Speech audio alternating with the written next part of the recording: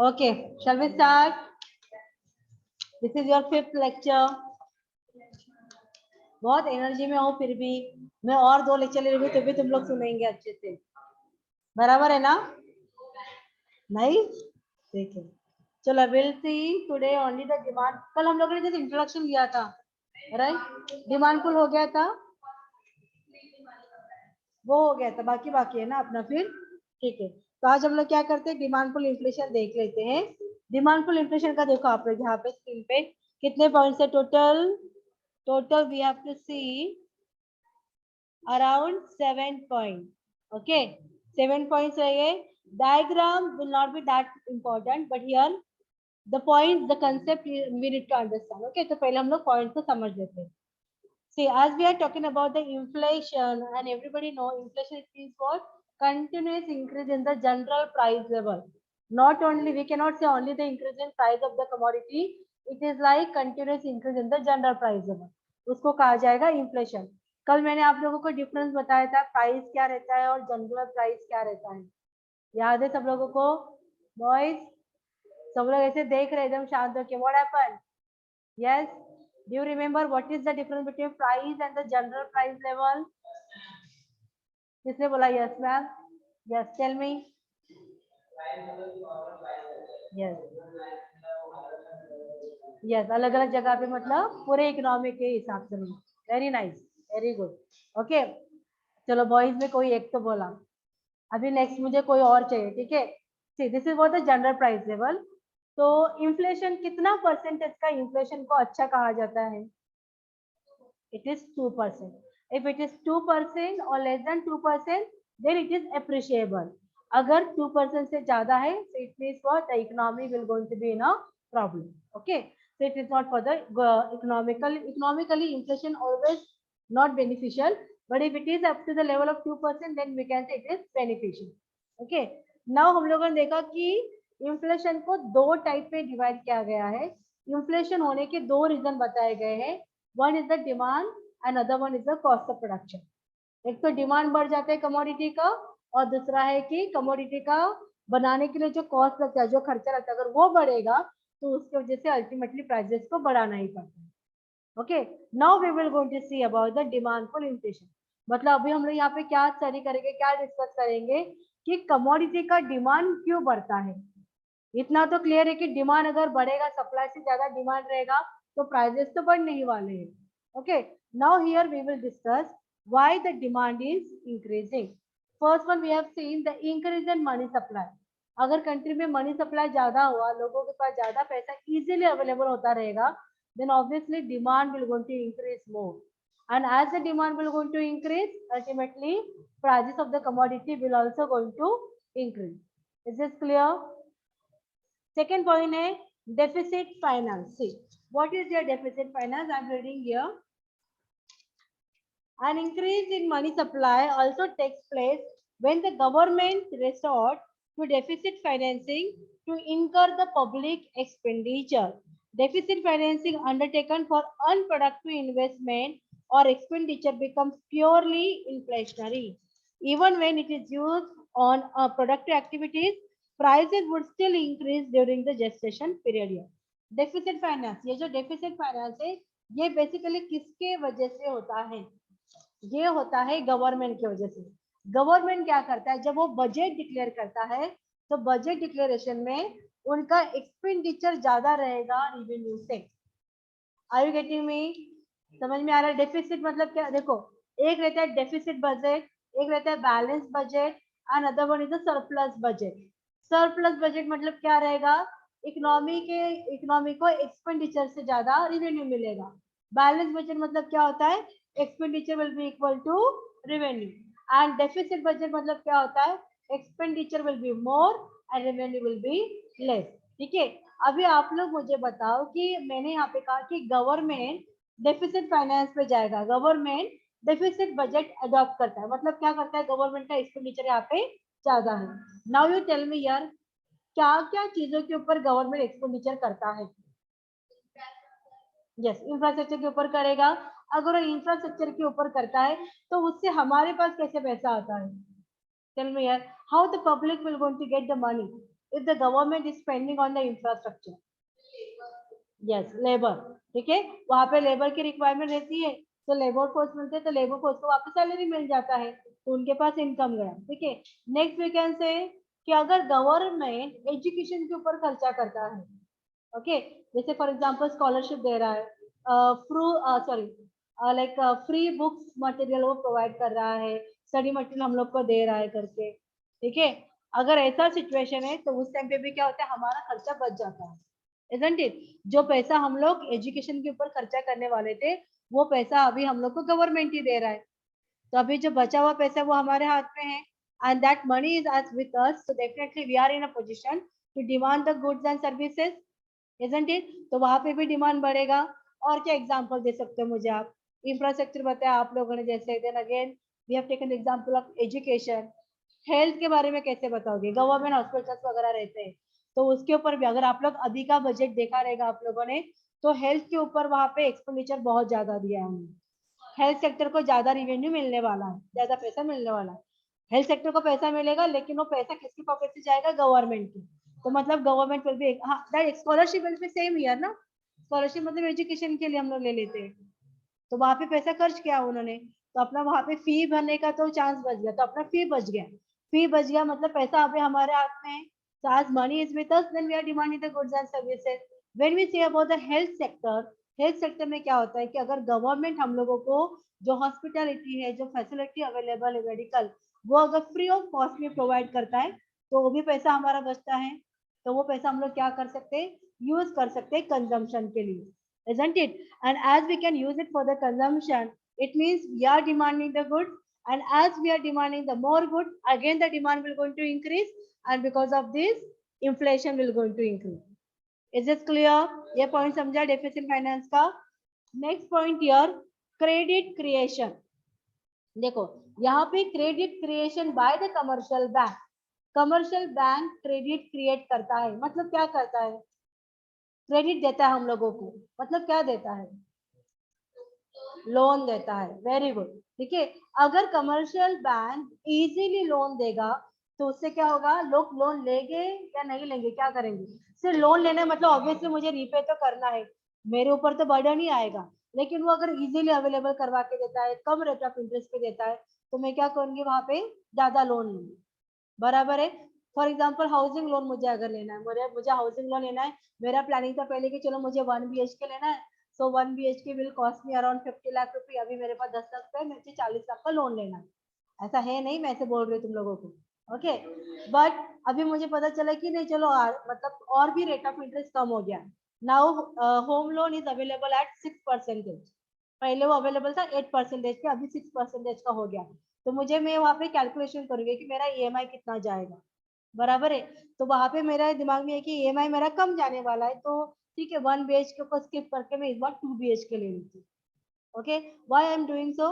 Because I'm getting the good amount of a loan with a very low rate of interest, तो मेरा वहां पे खर्चा कम होगा और मेरे पास पैसा भी आ रहा है, so as I'm getting the money here, so obviously जैसे मनी मेरे हाथ में करके I'm demanding the more goods, जैसे मैंने पहले कम कमोडिटी के लिए प्लान किया था, 1 BHK के लिए प्लान किया था, now I'm planning for 2 BHK.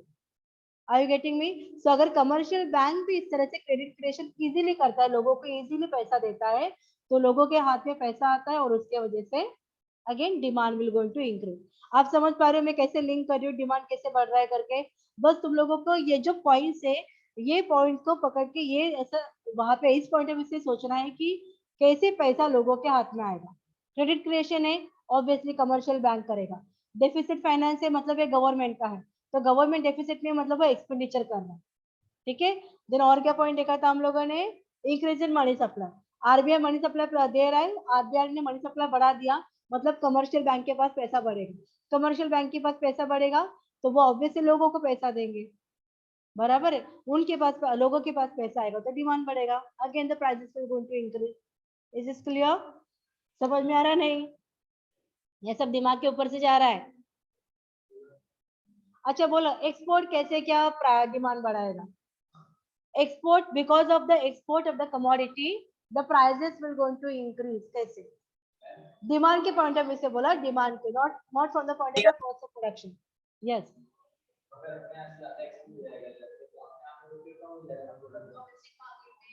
हाँ okay very good, domestic market में प्रोडक्ट कम हो जाएगा लेकिन वहाँ पे डिमांड है।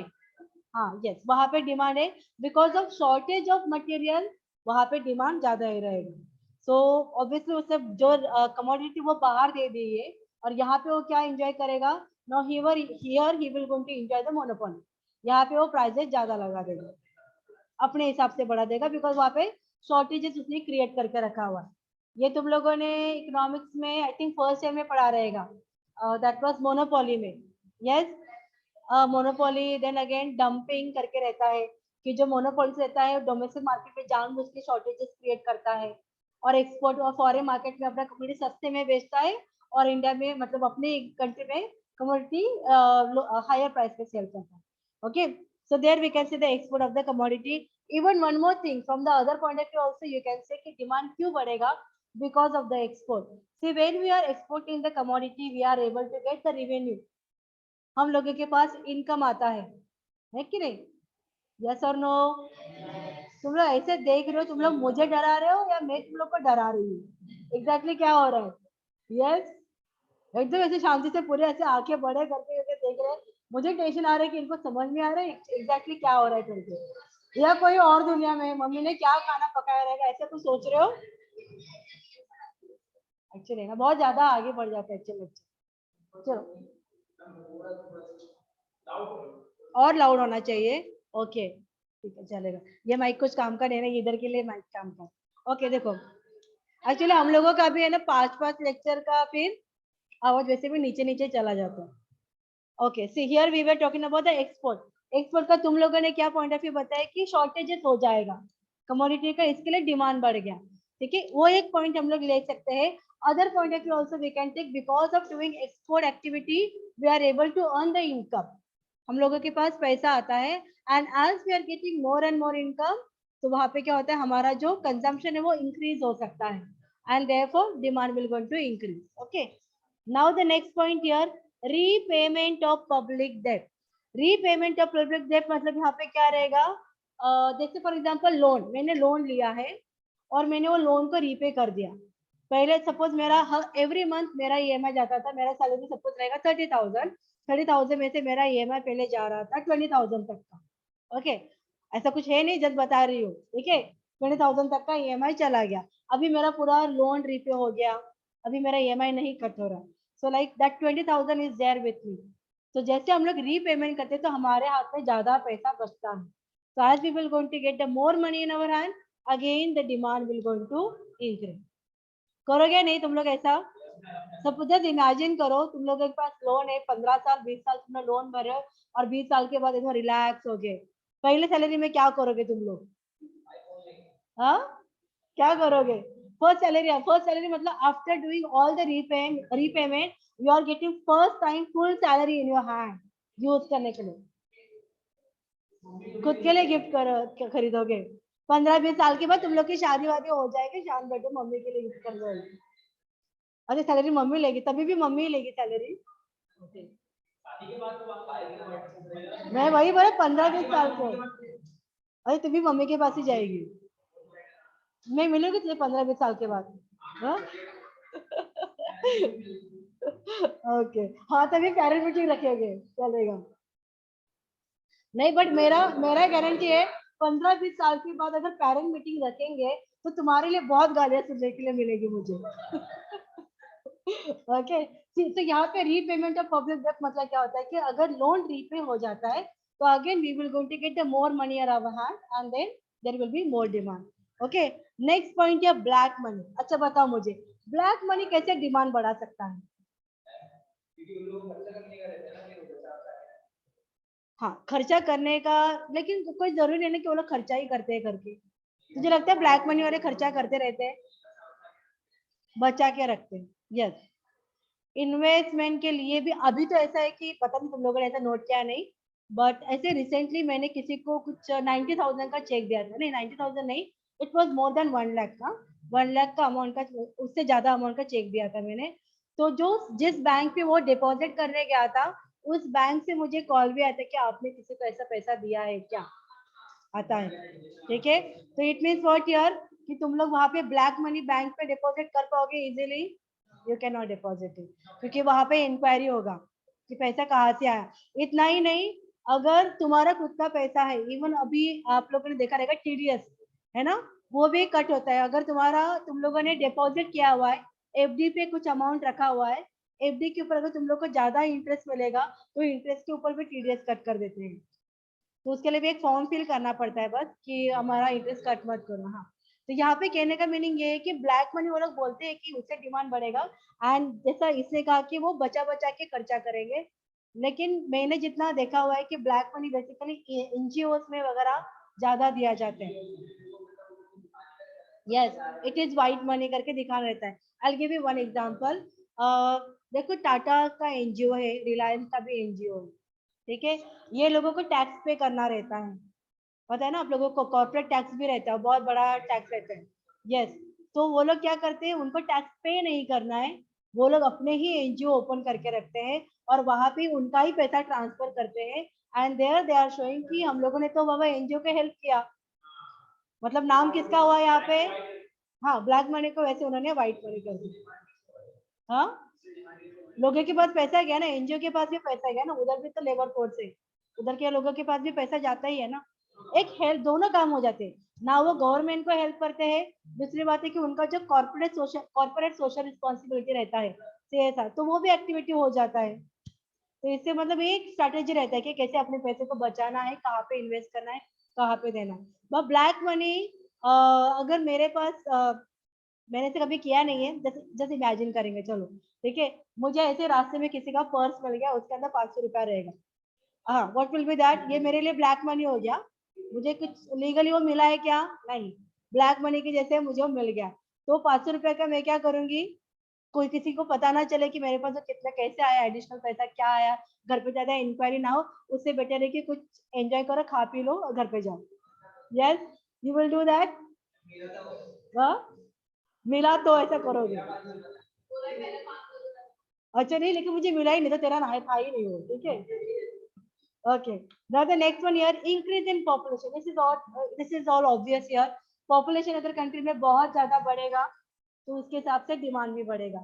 So again, demand will going to increase more than supply, then the prices will going to increase. Is it all clear to you? और पढ़ाने आगे? Thank you so much. Diagram see they are showing here कि जैसे demand बढ़ेगा. See what they are trying to show here. The moment demand, yes, look at here in the diagram. AD stand for, yes girls, AD stand for your aggregate demand, P stand for your price of commodity, and your Y stand for the income. So what are they trying to show here? As the demand is increasing from AD1, AD2, AD3, this shows that the demand is increasing. And as demand is increasing, with this, the price of the commodity is also increasing. This is what the demand pull inflation. Is this clear? Okay, chalo, we'll stop here. I'll take your attendance online. तो कोई जाओ मत.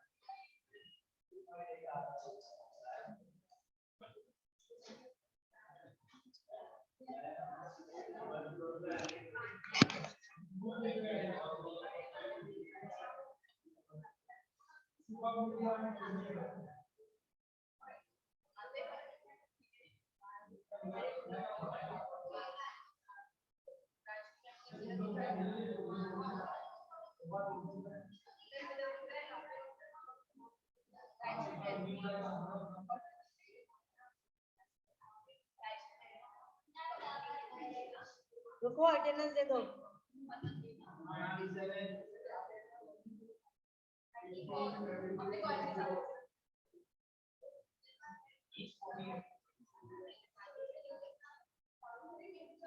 One two 10 में बोलो मुझे, 1 to 10 में.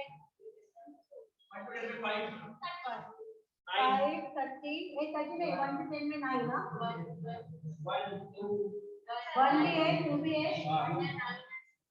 देखो 1, 2, 5, 9 बराबर है. ओके, तो ये ना इतना आराम से बोलेंगे तो अभी. Okay, next year from 11 to 20. 20. Okay, next. किसका तेरा है? 17 सब नीचे वो स्पोर्ट्स के लिए. और 21 to 30 यहाँ पे कोई है? यहाँ पर की बता दो। ये 16 है ना, जेवा जेवा का भी है। 16 है, 18 है। मैम 16। हाँ, और कौन है? 18 है। 15 है। 15 है। 18, मैम 15, हाँ बेटा दिया दिया दिया। 62 है, 44। 15 को दिया, 18 को दिया सैयद ज़ैबा और को है। सेवा को भी दिया हम लोगों ने। मैम 20 20 को दिया। 21 to 30 बोलो। 21 to 30 में कोई है? 24 और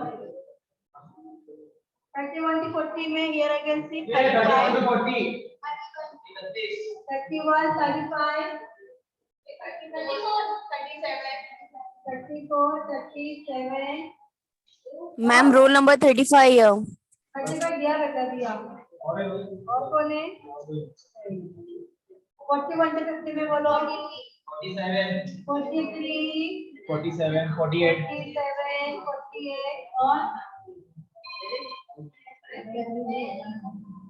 नेक्स्ट 51 टू यहाँ पे कोई नहीं ना? 47 नहीं सुना रहा है। 47 को दिया मैंने। रिजा 44 को नहीं दिया। नहीं दिया। नेक्स्ट 51 टू 60 बोलो। 55 56, 55 55, 60 ये 53 भी कोई बोला। प्रशांत है? प्रशांत इधर है? प्रशांत ओके। Ma'am 53 present. हाँ दिया दिया। 61 to 70 बोलो। 61 to 70 63 7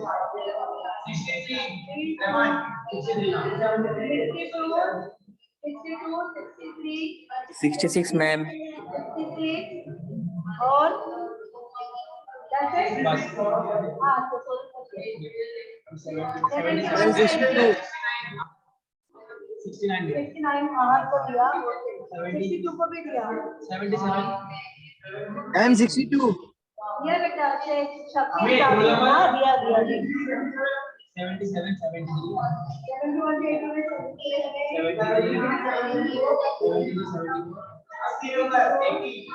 75 है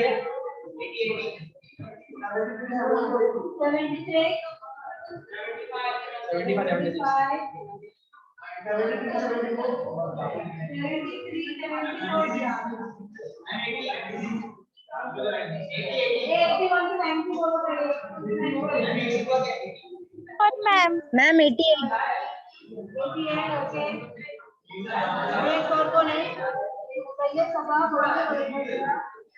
81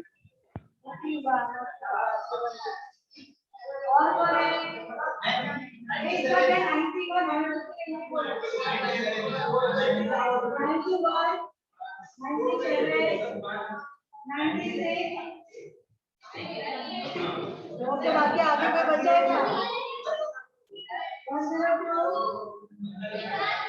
108 ना और हो गया